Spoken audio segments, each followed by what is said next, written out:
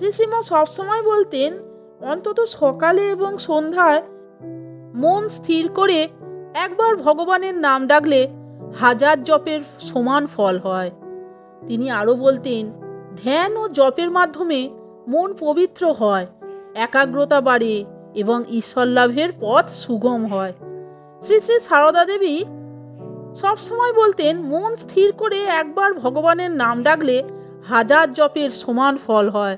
নিয়মিত অভ্যাসে অশান্ত মন বশ হয়, এমন স্থির হয় যে তখন আর ধ্যান ছাড়তে ইচ্ছা করে না। মন স্থির করে একবার ভগবানকে ডাকলে লক্ষ্য জপের কাজ হয়, নতুবা সারাদিন জপ করছে কিন্তু মন নেই, তাতে ফল কি? মন চাই, তবে তার কৃপা হবে। ধ্যান করা প্রথম দিকে কঠিন হলেও নিয়মিত জপ করলে মন ধীরে ধীরে শান্ত ও ঈশ্বরমুখী হয়। তিনি সর্বদা নিয়ম করে জপ ও ধ্যান করার উপদেশ দিতেন।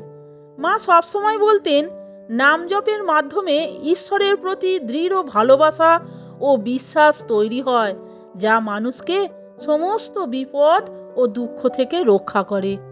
শ্রী শ্রী মায়ের মতে জপ বা ধ্যান করার সময় শুধু মালা ঘোরানো নয়, মন প্রাণ সঁপে দিয়ে ঈশ্বরের রূপ কল্পনা করা ও তার শরণাগত হওয়া খুবই দরকার।